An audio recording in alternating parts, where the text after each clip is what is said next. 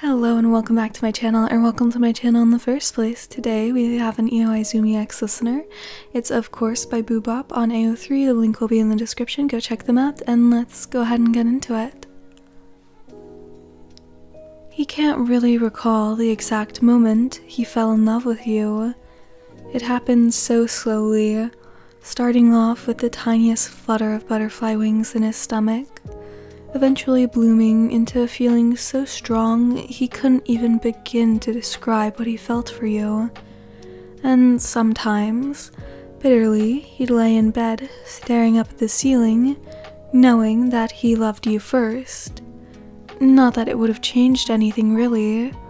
With the way you and Tooru looked at each other, he could have screamed from the top of his lungs that he loves you with his entire being, and he'd still be too far lost in his best friend's eyes to even remember that he was there. As heartbroken as he was, he couldn't bring himself to hate his best friend for winning over the person of his dreams. How could he blame anyone when it was he who was too cowardly to confess his true feelings to you? No one, not a single soul knew of his feelings. It would kill Tooru if he knew. It would plant a seed of conflict in his heart.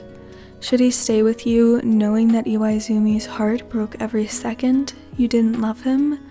Or should he tear himself away from you to spare his best friend from having to watch his first, and only love, grow old with someone else who wasn't him?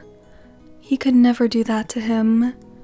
And so he lied and lied and lied over and over again, just to make you two happy. He didn't think he'd ever have to lie so much to his best friends. I think I have feelings for Tooru. He remembers you whispering to him as tears formed in your eyes, your fists clenched by your sides. Iwaizumi's mouth parted in shock, realizing that the anger festering within the both of you at that very moment was jealousy. You, jealous of the numerous girls that crowded around Oikawa, and him, jealous that your eyes were focused on someone else. You first, him second, he'd remind himself. He shouldn't prioritize his feelings. He shouldn't. So he reached over and pulled you into a hug to comfort you, biting back his own tears that threatened to fall from his eyes. Am I stupid for liking that idiot? He sniffled. Yes, you are. Of course not. He lied. Not even an hour after your outburst, Oikawa had pushed through the girls and took you away to tell you something in private. Does he regret letting Oikawa plucking you out of his arms so easily that day? Absolutely. Why? Because that same day, right before practice, the two of you showed up hand in hand, happily announcing your relationship. I didn't know you liked a listener like that, Iwaizumi remarked, masking his hurt with his usual uninterested tone. Oikawa flushed and rubbed his neck sheepishly, avoiding Iwaizumi's eyes. Yeah, well, I didn't realize until last week, and I wasn't even sure of my feelings until I saw them crying today, Oikawa confessed. Are you kidding me? Iwaizumi bit his lip to hide the way his lip wobbled. I've loved them for 3 years, and he comes running in, not even sure of his feelings, sweeping you right over your feet within a week of realizing his feelings? You're happy for me, aren't you? Oikawa frowned, sensing the negativity radiating off his friend. Iwaizumi shook himself out of his bitter thoughts and patted Oikawa on the back like he always did, a forced smile on his face. Of course I'm happy for you. Iwaizumi paused, swallowing the lump in his throat. I think you two are perfect for each other. For the next few weeks, he'd wonder if he was a terrible person for hoping they wouldn't last. Every moment spent with both of you was a stab right into his heart, and there was no avoiding it. You two are his best friends, after all, so he'd tell himself that he'd get over it eventually, Surely he'd run out of love to give at some point, right? And boy was he wrong. His love for you stood just as strong as her relationship with Oikawa, even after leaving Japan and everyone else behind you to go study in the US. His first and last thought would be you. He didn't dare check his social media, knowing that you hopped on a plane with Oikawa to support his dreams in Argentina. Knowing you two, there would definitely be cutesy couple pictures posted just about every day, and he'd rather not fuel the ache in his heart. But he couldn't allow himself to pretend that you guys didn't exist. Not when the guilt weighed on his mind with every excuse he made up to miss yours and Oikawa's calls. Iwa-chan, you finally picked up. Oikawa's annoying chipper voice rang in Iwaizumi's ears. And honestly, it was nice. He had missed his best friends. Tooru, he really answered this time? Iwaizumi squeezed his eyes shut as he heard your voice in the background. Hey guys. Idiot, since when did you stutter? We're so glad you picked up. We've been trying to reach you for a while now. We have some good news, you exclaimed. He proposed. We didn't want to post anything without telling you first, since we wanted to be the ones to tell you. Iwaizumi immediately froze, his heart dropping to the floor and breaking into a million pieces. Marriage. He didn't know why it was hurting more than it did before, and that was saying something.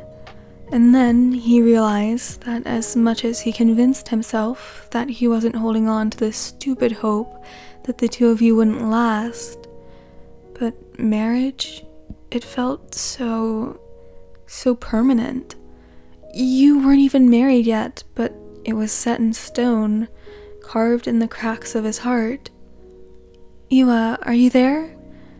Your question pulled him out of his whirlwind of thoughts and dragged him back into the harsh reality that was your love for Oikawa. Yeah, wow, engaged. He faked enthusiasm. That's amazing, I'm just... wow. And I'm hoping you'd be so honored as to be my best man, Oikawa happily asked. Yeah, of course. Nothing would make me happier. Well, except for you. And so, he dreaded the day he'd have to watch you walk down the aisle with his best friend standing at the end. There was a part of him that was truly happy for you two, and he felt ashamed that his heartache overpowered it. Was it selfish? Yeah, maybe. He can't control his emotions. Are you nervous? No. Oikawa waved Iwaizumi off, disregarding the fact that he couldn't stop shaking.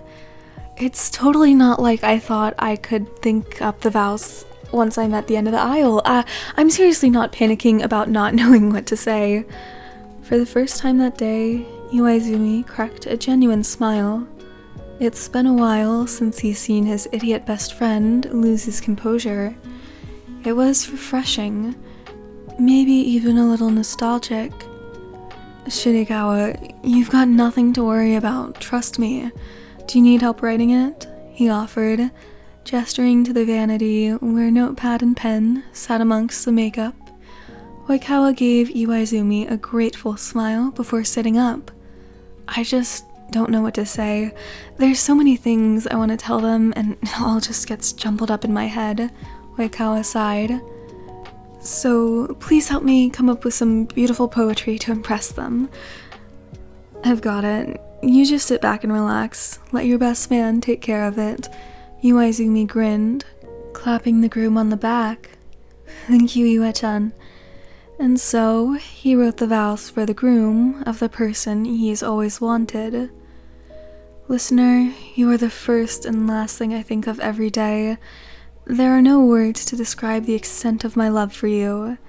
Infinity doesn't even come close to explaining how much love I have for you. There's not a single person out there that could compare to you in my eyes. No offense. Iwaizumi let out a laugh along with the rest of the room, laughing through his tears. and loving you has ruined every other person for me. Out of the billions of people on this planet, there's no one I'd rather have standing here with me in this church besides you. A sniffle escaped Oikawa as he paused to compose himself. I promise I'll always be there to hold you when you cry, that I'll always be running back home to you at the end of the day. I promise that you're the only one who holds my heart, the only one that will ever hold my heart. I promise that I'll keep loving you during the good times and especially the bad times. You are and always will be the only one for me. I love you. At that very moment, Iwaizumi knew that he and everyone besides Oikawa were invisible to you. The two of you were in your own world, a world he couldn't ever wish to be a part of. I knew I'd find you here. Iwaizumi almost dropped his drink at the sound of Oikawa's voice, just when he thought he could take a break from both the happiest and saddest day of his life. Wait, shouldn't you be partying with them? Iwaizumi nudged the groom playfully as he sat down next to him on the bench, the two old friends staring off into the unlit garden. Well, it's kinda hard to celebrate when my best friend is out here being all mysterious. Just needed some fresh air is all. I know you're in love with Listener. Shit. Don't be ridiculous, Iwaizumi muttered in an attempt to play it cool. I'm not interested in the person who my best friend just married. On the surface, his face was calm, a little irritated. Oikawa knew better, though. I've known for a long time, Oikawa admitted. What? The former ace snapped his head towards his best friend. Stop playing around, Oikawa, you're pissing me off. You don't have to get all defensive. I really don't mind. Well, I can't blame you. I fell in love with them too, you know. They're weird like that. Iwaizumi remained quiet for a few seconds, trying to process that his crush's husband just told him that he didn't mind that he was madly in love with them so casually. Unexpectedly, there was a calm that washed over him, and he couldn't quite place where it was coming from. How long? Iwaizumi finally broke through the silence. Since graduation. Listener was giving their speech, and I turned to you to gush about how gorgeous they looked. I didn't even have to tell you anything, not when you were staring at them like they were the most beautiful thing you've ever seen. Oikawa chuckled. I wasn't even mad. I'm sorry. Don't apologize, Iwa-chan. Love isn't something someone should apologize for. All I know is that my best friend cares for the love of my life just as much as I do. And frankly, it's reassuring. There's someone out there besides me who would do anything to keep them happy. And that shouldn't be a bad thing. It isn't. I know you'd never do anything to sabotage us. You're not the type to do so. I trust you and them. Tooru. Iwaizumi stared at Oikawa, unsure what to say. The scattered pieces of his broken heart were slowly coming back together, an incredible weight lifted off of his shoulders. All I ask is that you stick around. I know it hurts to see us together, but we love you, we really do. Of course. Finally, the words that slipped out of his mouth were void of any lies. He meant it. Alright, so that's the end of this one. I hope you enjoyed. Happy birthday to Iwaizumi! Yeah, because it's June 10th. Anyways, I hope you have a great rest of your day, night, whatever, and I hope to see you in the next one. Goodbye!